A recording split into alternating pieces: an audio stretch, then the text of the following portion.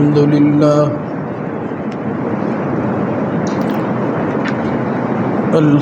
لله نحمده ونستعينه ونستغفره ونعوذ بالله من شرور أنفسنا ومن سيئات أعمالنا من يهده الله فلا مضل له ومن يضلل فلا هادي له وأشهد أن لا إله إلا الله وحده لا شريك له وأشهد أن محمدًا عبده ورسوله اللهم صل على محمد وعلى آل محمد كما صليت على إبراهيم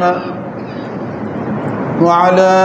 آل إبراهيم إنك حميد مجيد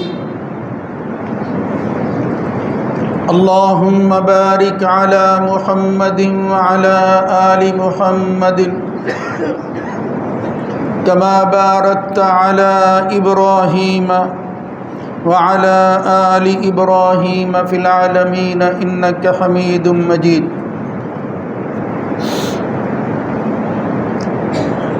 أما بعد فإن خير الحديث كتاب الله وخير الهدى هدى محمد صلى الله عليه وآله وسلم وشر الأمور محدثاتها وكل محدثة بدعة وكل بدعة ضلالة وكل ضلالة في النار رب أعوذ بك من همزات الشياطين من همزه ونفخه ونفثه يا أيها الذين آمنوا اتقوا الله حق تقاته ولا تموتن إلا وأنتم مسلمون يا أيها الناس اتقوا ربكم الذي خلقكم من نفس واحدة وخلق منها زوجها وبث منهما رجالا كثيرا ونساء واتقوا الله الذي تساءلون به والأرحام إن الله كان عليكم رقيبا يا أيها الذين آمنوا اتقوا الله وقولوا قولا سديدا يصلح لكم أعمالكم ويغفر لكم ذنوبكم ومن يطع الله ورسوله فقد فاز فوزا عظيما رب اشرح لي صدري ويسر لي أمري واحلل عقدة من لساني يفقهوا قولي وابتغ فيما آتاك الله الدار الآخرة ولا تنس نصيبك من الدنيا وأحسن كما أحسن الله إليك ولا تبغ الفساد في الأرض إن الله لا يحب المفسدين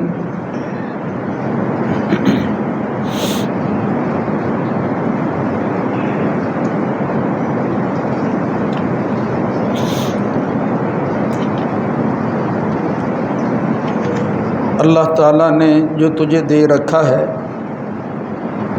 اس میں سے آخرت کا گھر، آخرت کی منزل اور ٹھکانہ وہ ڈھونڈ اور تلاش کر۔ ہاں،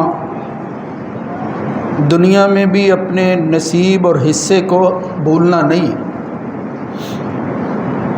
اور احسان کر جس طرح اللہ نے تیرے اوپر احسان کیا۔ زمین میں فساد اور خرابی کو نہ ڈھونڈ، بلا شبہ اللہ تعالیٰ فساد کرنے والوں کو قطعاً پسند نہیں فرماتا۔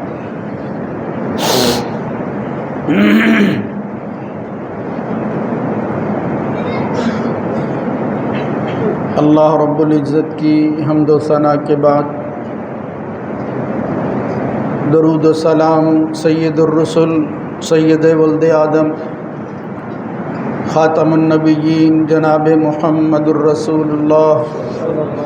صلی اللہ علیہ وآلہ وسلم کی ذات گرامی پر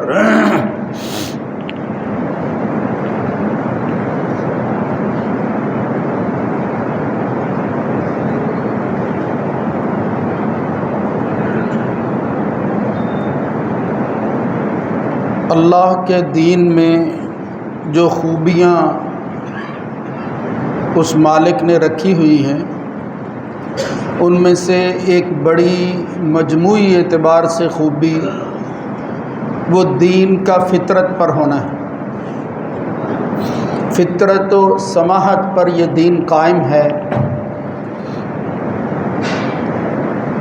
جس کا مطلب یہ ہے کہ اس میں وقتی جذباتیت اور پھر ایسی چیزوں کا غلبہ نہیں ہے کہ جس میں آدمی کام کرنے کے بعد پچھتانا شروع کر دے، بلکہ اس میں اللہ رب العزت نے دوام، پائیداری اور استحکام رکھا ہوا ہے،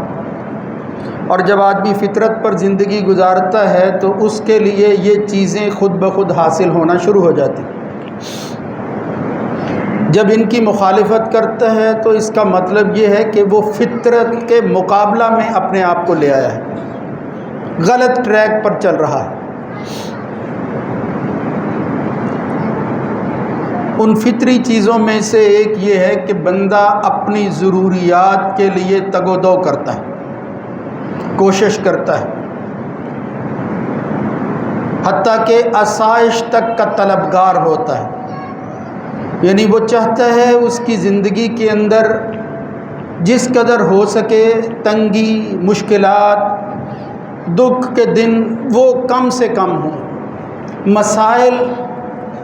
نہ ہونے کے برابر ہوں، لیکن وسائل ہوں۔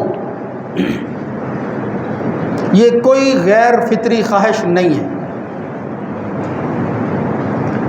دین نے ہمیں جو بتایا ہے وہ یہ ہے کہ ان وسائل کے حصول میں اور اس کی تلاش میں حد سے تجاوز نہیں کرنا، اس مرحلے تک نہیں پہنچ جانا جہاں یہ ضروریات مقصد بن جاتی اور جو اصل مقصد ہے وہ پسے پشت چلا جاتا ہے۔ مومن مسلمان کی زندگی کا مقصد اللہ کی رضا اور اس کی تابعداری اور ان راستوں پر چلنا ہے جن راستوں پر اس کے انبیاء نے اپنی اپنی امتوں کو چلایا اور پھر کامیابی کی منزل تک وہ لوگ پہنچ گئے۔ اس حوالے سے یہ جو آیت میں نے پڑھی ہے، اس ضمن میں جو گزارشات میں پیش کرنا چاہتا ہوں وہ یہ ہے کہ بعض دفعہ غلط فہمی سے یا نہ چاہتے ہوئے قرآن و سنت کی تعلیمات کے حوالے سے یہ تأثر دیا جاتا ہے یا لوگ تأثر قبول کر لیتے ہیں کہ دین کا مقصد اللہ کے قرب کا حصول اس معنی اور مفہوم میں ہے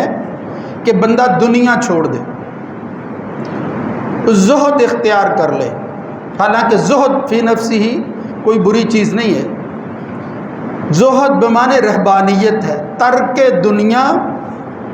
اور پھر انسانوں سے دوری، وہ شاید اللہ کے قرب کا ذریعہ ہے۔ بعض لوگوں نے یہ سمجھا اور اس پر زندگی بھی گزاری، یہ الگ بات ہے کن مشکلات کے بعد بندہ یہاں پہنچتا ہے، مگر اللہ کا دین یہ کہتا ہے کہ اس افراد تفرید سے بچتے ہوئے تمہارا مقصد آخرت ہی ہونا چاہیے، لیکن اس دنیا کے حصول کے اندر تگ و دو کوشش کرنے میں بھی کوتاہی نہیں ہونی چاہیے۔ یعنی مومن اپنی معاش کو بھی عبادت اور بندگی بنانے کی کوشش کرے کہ اللہ تعالیٰ نے جو انعامات زمین دنیا میں پھیلا رکھے ہیں میں ان سے کس طرح مستفید ہو سکتا ہوں، متمتع ہو سکتا ہوں، ان سے استفادہ اور فائدہ اٹھانے کے بعد ان کو اپنے حق میں کس طرح استعمال کر کے دنیا بھی حاصل کر سکتا ہوں اور آخرت کی منزلیں جو ہیں وہ بھی آسان بنا سکتا ہوں۔ اللہ رب العزت نے اس مقام پر یہ جو میں نے سورہ قصص کی ایک آیت پڑھی ہے جس میں قارون کا واقعہ بیان ہوا ہے، اس کے متعلق آپ سنتے رہتے ہیں، قرآن خود بتاتا ہے کہ وہ کتنے مال و دولت کا مالک تھا۔ تو اللہ رب العزت نے جب اس کے غرور، فخر، تکبر، نخوت اور پھر اپنے علم کے بل بوتے پر مال کے حصول کو لوگوں کے سامنے پیش کرنے کی کوشش کی، اللہ نے زمین میں دنسا کر کہا کہ نہیں، یہ کسی کا دیا ہوا ہے، یہ امانت ہے جو بندوں کے سپرد کی جاتی ہے۔ اس ضمن میں جو آیت اللہ رب العزت نے بیان فرمائی وہ یہ تھی وَابْتَغِ فِي مَا آتَاكَ اللَّهُ الدَّارَ الْآخِرَةَ۔ یہ دنیا تک انسانی نظر محدود نہیں ہونی چاہیے، دنیا اصل کوئی اور ہے، اس کی تلاش اور اس کی جستجو میں اس دنیا کے وقت کو گزارنے کی کوشش کرو۔ لیکن ساتھ ہی کہا کوئی اس غلط فہمی میں مبتلا نہ ہو جائے کہ استغنا اور زہد اس بات کا نام ہے اور شاید توکل کی یہ منزل ہے کہ دنیا حاصل نہ کی جائے، اس سے دور رہا جائے۔ بعض صوفیہ وہ کہتے بھی ہیں، وہ راہبوں کی طرح کہ بھئی جنگلوں میں نکل جاؤ، انسانوں سے جتنا دور ہوں گے اتنا اللہ کا قرب حاصل ہوگا۔ بالکل غلط بات ہے۔ انسانوں کے ساتھ رہتے ہوئے یہ دین اور انبیاء کی سیرت بتاتی ہے، انسانوں کے ساتھ رہتے ہوئے پھر انسانوں کا نہ بن جانا، اس دنیا کا نہ ہو جانا، یہ کمال کی بات ہے۔ یعنی یہاں ہر آزمائش میں سے گزرتا ہوا بندہ وہ اللہ تک پہنچے، یہ کمال ہوتا ہے، نہ کہ اس سے الگ تھلگ ہو جائے۔ وہ کہتا ہے جی کہ میں بڑا زاہد اور عابد ہوں، میری نگاہ بڑی پاک ہے، میں نے کبھی جو ہے وہ کوئی خاتون اور عورت دیکھی نہیں۔ بھئی عورت موجود ہی نہیں ہے، تیرا کمال نہیں ہے، موجود ہو اور پھر تو اپنی نظر کی حفاظت کرے، یہ کمال ہے۔ یعنی یہ ایک مثال میں آپ کو دے رہا ہوں۔ اس لیے اللہ رب العزت نے فرمایا وَلَا تَنْسَ نَصِيبَكَ مِنَ الدُّنْيَا، ہم ہرگز نہیں کہتے کہ دنیا میں سے کچھ حاصل نہ کرو، لو اپنا حصہ وصول کرو۔ اس کے کئی معنی ہیں، ان میں سے ایک یہ ہے جو مقدر میں اللہ نے لکھا ہوا ہے، اس میں تمہاری دولت اور تمہاری نعمتیں جو اللہ نے تمہیں میسر کی ہوئی ہیں ان کے آثار دکھائی دینی چاہیے۔ وَأَمَّا بِنِعْمَةِ رَبِّكَ فَحَدِّثْ، زبان اور عمل کے ذریعے یہ نعمت تو نظر آتی۔ نبی کریم صلی اللہ علیہ وسلم کی زندگی میں، اصحاب کی زندگی میں کئی ایسے واقعات ہیں جنہوں نے ان انعامات کی ناقدری کرنے کی کوشش کی، اللہ کے رسول نے اور اصحاب نے منع کر دیا ان کو۔ حالات بہتر بنانا، جس طرح کا ہے بندہ، دھوکہ نہ دینا، بندہ جس طرح کا ہے وہ اس سے الٹ کرنا یہ بھی ٹھیک نہیں ہے، لیکن جو کچھ حقیقت ہے اس کی مخالفت کرنا یہ بھی قرآن و سنت کی مخالفت۔ بہرحال اللہ فرمایا وَلَا تَنْسَ نَصِيبَكَ مِنَ الدُّنْيَا، یہ تیرا جو حصہ دنیا کی زندگی کا ہے اس کو فراموش نہیں کرنا، اس کے لیے کوشش، جد و جہد اور محنت کرنی۔ قرآن مجید اٹھائیں، جگہ جگہ آپ کو یہ کوشش اور یہ سعی نظر آتی، اس سعی کا ذکر آتا ہے۔ یہ جمعہ ہی کے حوالہ سے سورہ جمعہ کے اندر جو آیتیں ہیں، فرمایا اتنی بڑی عبادت کے بعد بندہ یہ نہ سمجھے کہ بس اس دنیا سے میرا کوئی تعلق نہیں ہے۔ اللہ کی بندگی کے بعد فرمایا فَإِذَا قُضِيَتِ الصَّلَاةُ فَانتَشِرُوا فِي الْأَرْضِ، جب نماز جو ہے وہ تم مکمل کر لو اس کے بعد کیا کرنا ہے، وہی فَانتَشِرُوا فِي الْأَرْضِ، پھیل جاؤ اس زمین کے اندر۔ اور پھر فرمایا آگے جو لفظ ہے وہ قابل غور ہے وَابْتَغُوا مِن فَضْلِ اللَّهِ، یہ دنیا اللہ کا فضل ہے، یہ انعامات میں سے ایک نعمت ہے، اس کو معمولی نہ سمجھو۔ کہیں سورہ بقرہ کے اندر فرمایا کچھ لوگ وہ توکل کا کچھ غلط مفہوم سمجھتے تھے، حج پر جاتے ہیں کچھ ساتھ ہی نہیں لے کر جاتے تھے، اللہ نے فرمایا وَتَزَوَّدُوا فَإِنَّ خَيْرَ الزَّادِ التَّقْوَىٰ، یہ جو شرائط اور استطاعت کی بات ہے وہاں کا خرچہ بھی ہے۔ وہ ابن عباس کہتے ہیں کہ وہاں پہنچ جاتے پھر لوگوں سے يَسْأَلُ النَّاسَ، مکہ میں جا کر لوگوں سے مانگتے رہتے تھے، یہ کوئی توکل نہیں ہے۔ وہاں اللہ رب العزت نے حج کے مسائل میں فرمایا لیس علیکم جناح، اور تمہارے لیے وہاں عبادت کے ساتھ ساتھ عظیم عبادت کے ساتھ ساتھ دنیا گھر بار چھوڑ کر بندہ جاتا ہے، لیکن فرمایا وہاں اگر تم پہنچتے ہو ساری دنیا کے لوگ اکٹھے ہوتے ہیں، کوئی فائدے کی چیز وہاں تمہیں ملے اور وہ تم حاصل کرنا چاہو اور اس کے ذریعے جو ہے وہ مال کماؤ، لیس علیکم جناح، یہ تمہیں کوئی گناہ نہیں ہوگا، تمہاری عبادت کے اندر کوئی فرق اور کوئی کمی واقع نہیں ہوگی۔ وہاں کیا فرمایا اللہ نے؟ یہی لفظ لیس علیکم جناح ان تبتغوا فضلا من ربکم، یہ تمہارے رب کا فضل ہے، گناہ کی کیا بات ہے۔ اور کہیں سورہ ملک کے اندر اللہ امر کے صیغے سے یہ بات کہہ رہا ہے، هو الذی جعل لکم الارض ذلولا، اللہ نے متی کر دیا ہے یہ زمین تمہارے لیے، اس کی تابعداری، اس کا متی ہونا، اس کا تمہارے ماتحت ہونا مطلب کیا ہے؟ فمشوا فی مناکبہا، اس کے اطراف اور اس کے کندھوں پر سوار ہو جاؤ، وَكُلُوا مِن رِزْقِهِ، اور اللہ نے اس میں جو رزق رکھا ہے جو آسمان سے نازل ہوتا ہے اور زمین پر پہنچتا ہے وہ ڈھونڈو، وہ تمہارے لیے۔ کہیں اللہ رب العزت نے فرمایا سورہ ابراہیم اللہ الذی سخر لکم البحر لتجری الفلک سخر لکم الارض، وہ لمبی آیت ہے، آگے فرمایا سخر لکم الفلک فی البحر وسخر لکم اللیل والنہار وآتاکم من کل ما سألتموہ، اس تسخیر کے اندر جو کچھ تم مانگو گے تمہیں ملے گا۔ وَإِن تَعُدُّوا نِعْمَةَ اللَّهِ لَا تُحْصُوهَا، اتنی نعمتیں ہیں کہ شمار نہیں کر سکتے۔ کس نے کہا ہے کہ دنیا نہیں کمانی؟ بس صرف حدود ہیں،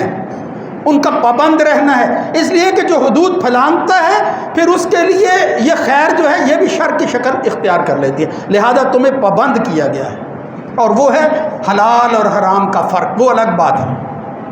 لیکن دنیا حاصل کرنا، اس کو کمانا کوئی گناہ نہیں ہے، کوئی زہد کے منافی عمل نہیں ہے۔ اگر یہی بات ہوتی تو اللہ قرآن مجید میں یہی کہتا ہے کہ ڈھونڈو، تلاش کرو، اور پھر جو ہے وہ پھیل جاؤ اس زمین کے اندر، وَكُلُوا مِن رِزْقِهِ۔ محمد الرسول اللہ صلی اللہ علیہ وآلہ وسلم کی سیرت زندگی اور آپ کی حدیث اور سنت بتاتی کہ نبی کریم صلی اللہ علیہ وسلم نے یہ سعی کرنا، اس جد و جہد میں لگے رہنا، اس کی کتنی فضیلت بیان فرمائی۔ فرمایا ان اطیب ما اکلتم او من کسبکم، یعنی یہ دونوں لفظ آتے ہیں، تم جو کچھ کھاتے ہو اس میں طیب ترین، پاکیزہ ترین اگر کوئی چیز ہے وہ کیا ہے؟ یعنی سوال کی شکل میں ای القصب اطیب، یعنی دو لفظ، دو حدیثیں ہیں، اطیب ما اکلتم من کسبکم، سب سے بہترین چیز جو تم کھاتے ہو وہ تمہارے ہاتھ، وہ کمائی ہے تمہاری، کسب کے ذریعے، لوگوں کے پیچھے ڈھونڈ ڈھونڈ کر، مانگ مانگ کر، وہ یعنی اپنے آپ فقر کو دور کرنا، یہ مقصود نہیں ہے، من کسبکم، محنت، کوشش، سعی، وَإِنَّ أَوْلَادَكُمْ مِن کسبکم، پھر ایک وقت ایسا آ جاتا ہے تمہاری محنت وہ رنگ لے آتی ہے، تم خود کرنے کے قابل نہیں ہوتے، اولاد وہاں کھڑی ہوتی ہے تمہاری نیابت کے اندر۔ فرمایا وَإِنَّ أَوْلَادَكُمْ مِن کسبکم، پھر اولاد کو یہ نہیں سمجھنا چاہیے کہ یہ سب کچھ میں نے کمایا ہے، یہ کہیں سے آیا ہے، یہ تمہارے دینے والے اللہ نے دیا ہے، سبب تمہارا باپ بنا ہے، اس لیے فرمایا تمہاری اولاد تمہاری کمائی ہے۔ انت ومالک لابیک، محمد الرسول اللہ صلی اللہ علیہ وسلم نے فرمایا کہ اگر مال کی ضرورت باپ کو پڑ جائے تو پھر صحابی سے کہا تو اور تیرا مال تیرے باپ کے لیے ہے، الگ نہیں ہو سکتا، اس کو فقیر نہ کرنا۔ اس میں ای الکسب اطیب، یا رسول اللہ بہترین کمائی کیا ہے؟ فرمایا کل عمل الرجل بیدہ، ہر وہ بندہ جو ہاتھ سے کمائی کرتا ہے اس کا مقابلہ کوئی نہیں، لیکن ساتھ ہی فرمایا بہت سے لوگ ہاتھوں سے کرتے ہیں، وہ ذریعہ بنتے ہیں ان کا۔ ہاں فرمایا وَكُلُّ بَيْعٍ مَبْرُورٍ، اللہ کے ہاں جو قابل قبول حلال اور طیب رزق وہ کسی ذریعے سے بھی کمائے، محنت کوئی کر رہا کھا تم رہے ہو، وہ بھی بہترین کمائی ہے جو اللہ رب العزت عطا فرمائے۔ محمد الرسول اللہ صلی اللہ علیہ وسلم نے تو یہاں تک فرمایا کہ یہ صرف عام انسانوں کی بات نہیں ہے، یہ تو انبیاء کا معاملہ ہے، نوح سے لے کر زکریا تک جتنے بھی لوگ، کانا زکریا نجارن، وہ بڑھائی کا کام کرتے تھے، محنت مشقت کرتے تھے۔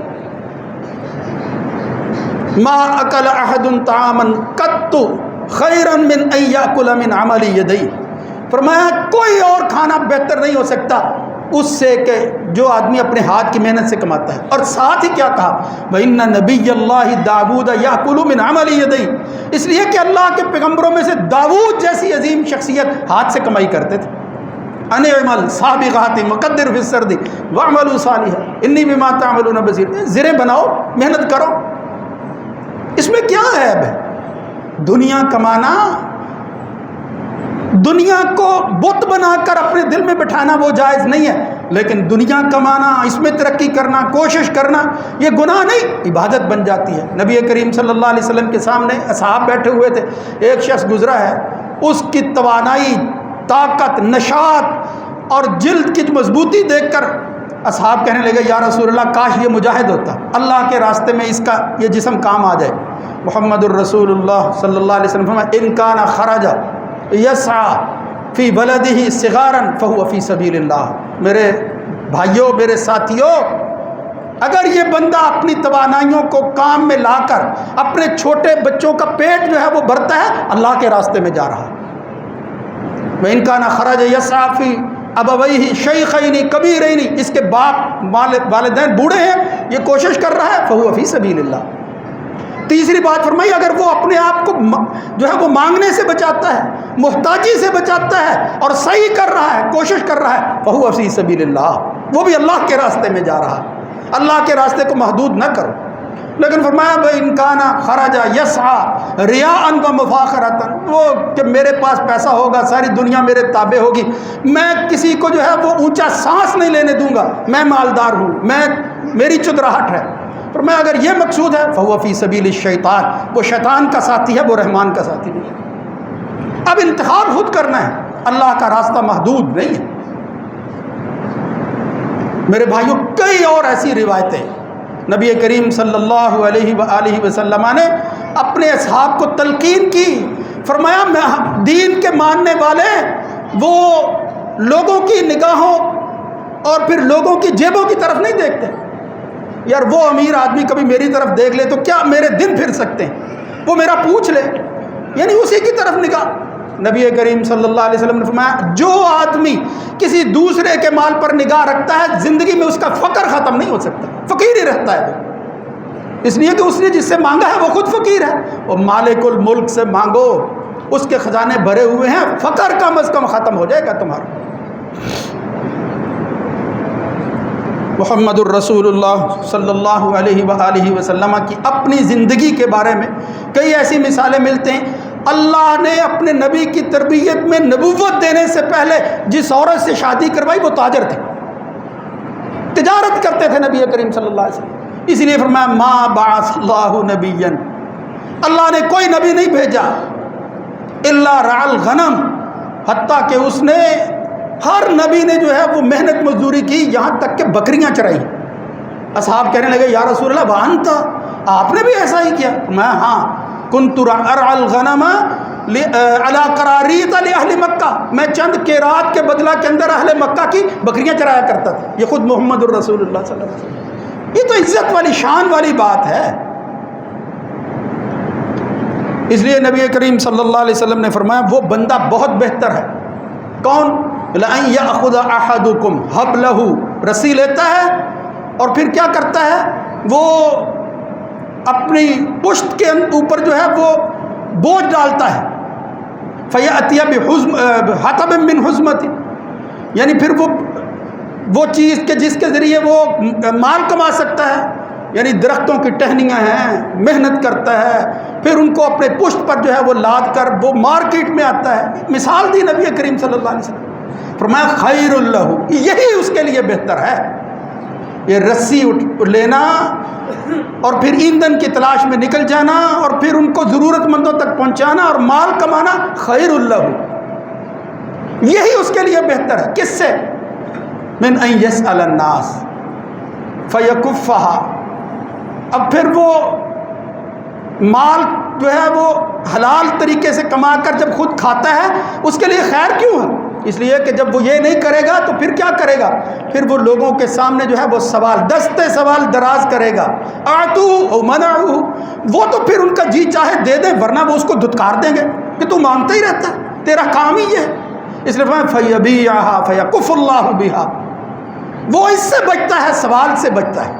یہی اس کے لیے بہتر ہے۔ وہ رسی میں لکڑیاں باندھ کر بیچ لے، سوال کرنے سے کہیں بہتر ہے اس کے لیے۔ محمد الرسول اللہ صلی اللہ علیہ وسلم کے اصحاب جب نہتے بیچارے مکہ چھوڑ کر مدینہ میں گئے ہیں تو ایسی مثالیں بے شمار ملتی ہیں۔ عبد الرحمن ابن عوف جیسا شخص، وہ رسیوں سے اور پھر اسی ایندھن سے تو کام شروع کیا تھا، کیا تھا ان کے پاس، مگر اللہ نے پھر وہ کچھ دیا ہے۔ کہتے ہیں عبد الرحمن ابن عوف کے پاس جو خزانے تھے، اور وہ خزانے جو ہے وہ کس طرح تھے،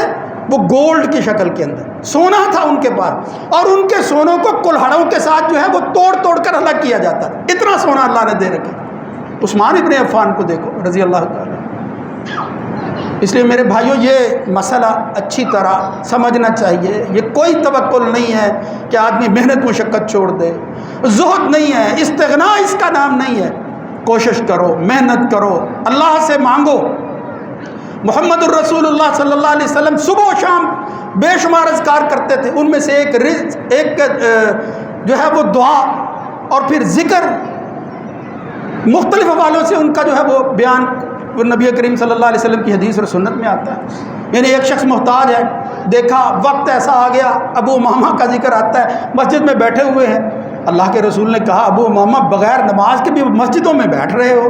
خیر ہے؟ فرمایا یا رسول اللہ لزمتنی حموم، دکھ آ گئے ہیں، برا، جس طرح ہم کہتے ہیں برا وقت آ گیا، یعنی اپنی کرتوتوں کی وجہ سے پھر حالات ایسے ہو جاتے ہیں، کہتے ہیں وقت برا آ گیا ہے، نہیں مشکل میں پڑ گیا ہوں، غم ہے کچھ، بدیون مقروض ہو گیا ہوں۔ رسول اللہ صلی اللہ علیہ وسلم میں پھر میں تجھے کوئی ایسی بات نہ بتاؤں کہ جس سے غم دور ہو جائے، قرض ادا ہو جائے؟ اور میں کیوں نہیں یا رسول اللہ، میں صبح و شام پھر یہ پڑھا کر اللہم انی اسألک علما نافعا، یا اللہ صحیح علم عطا کر دے مجھے، یہ بنیاد ہے صحیح علم، اس کے ذریعے آگے ترقی کرنی ہے اپنے معاملاتی زندگی میں۔ لیکن ساتھ کا ورزقا طیبا، اللہ سے مانگو یا اللہ رزق طیب عطا کر، وعملا متقبلا۔ وہ کہتے ہیں میں پھر یہ دعا پڑھنے لگا، کف اللہ عنی ہمومی، اللہ نے میرے غموں کو، میرے دکھوں کو وہ ٹال دیا، مصیبتیں ختم ہو گئی، اللہ نے بہار پیدا کر دی، وہ دوسری روایت میں آتا ہے۔ یہ یقین اور عقیدہ اور ایمان بنانا کہ بندہ کچھ نہیں دے سکتا، صرف اللہ دے سکتا ہے، اس کو پیدا کرو، یہی سب سے بڑا توکل اور زہد ہے۔ یہ دعا کرو جو ہر نماز کے بعد اللہ کے رسول کیا کرتے تھے، لا الہ الا اللہ وحدہ لا شریک لہ، پہلے اس کی توحید کا اقرار کر کے، اس کی وحدانیت کا ثبوت عملی طور پر دینے کے بعد پھر زبان سے اقرار کرو، یعنی نماز پڑھتا ہے توحید ہی کا تو ثبوت ہے، پھر زبان سے کہتا ہے، اور آگے کیا کہتا ہے، یعنی اس شہادت کے کلمے کی ادائیگی کے بعد کیا کہتا ہے، اللہم لا مانع لما اعطیت، یا اللہ جس کو تو دینا چاہے کوئی نہیں روک سکتا، ولا معطی لما منعت، لیکن جب تو روک دے ساری دنیا اکٹھا ہو کر جو ہے وہ دینے لگے کچھ نہیں ملتا، ولا ينفع ذا الجد منک الجد، کسی نصیب ور کو اس کی طرف سے اگر نہ ملے تو کچھ نہیں نصیب ہوتا، وہ دے تو فائدہ دیتا ہے ورنہ محرومی ہی ہوتی ہے۔ اللہ سے مانگو، اسی سے دعا کرو، اسی سے التجا کرو، دعائیں یاد کرو، معمولی سی باتیں ہیں، یعنی زندگی کا حصہ بنا لے انسان، اور کچھ نہیں ہے، اگر قسمت میں نہیں ہے کوئی بہت زیادہ آسائش تو کم از کم اللہ کے ذکر کے اندر تو مصروف رہو گے، اس سے یاد، اس کی یاد جو ہے وہ تو تازہ رہے گی۔ اس لیے میرے بھائیوں اس مال کو نہ بت بنانا ہے اور نہ اس کی اہمیت کا انکار کرنا ہے۔ اللہ رب العزت سے ہر حال میں دعا کر کیا کرو کہ اللہ تعالیٰ وہ فضل جو تو نے دنیا میں تقسیم کر رکھا ہے اس میں سے میرا حصہ جو ہے وہ وافر عطا فرما، یا اللہ وہ مال، رزق، حلال طیب رزق جو تیرے نبی نے دعا کر کے ہمیں بتائی اور پھر کہا کہ یہ اس طرح اللہ سے مانگا کرو، اللہ حلال اور طیب کا حکم دیتا ہے، اسی کو کماؤ، اسی کی بنیاد پر آگے بڑھو۔ اللہ رب العزت ہمیں اس مسئلے کو سمجھنے کی توفیق عطا فرمائے، اللہ تعالیٰ صرف اپنے ہی در کا محتاج رکھے اور پھر ہمیں اپنے ہی سے مانگنے کی توفیق نصیب فرمائے، اور ہمیں وہ رزق دے دے کہ جس کی وجہ سے ہمیں کوئی کمی اور پھر جو ہے وہ نقص محسوس نہ ہو۔ اقول قولی ھذا استغفر اللہ لی ولکم۔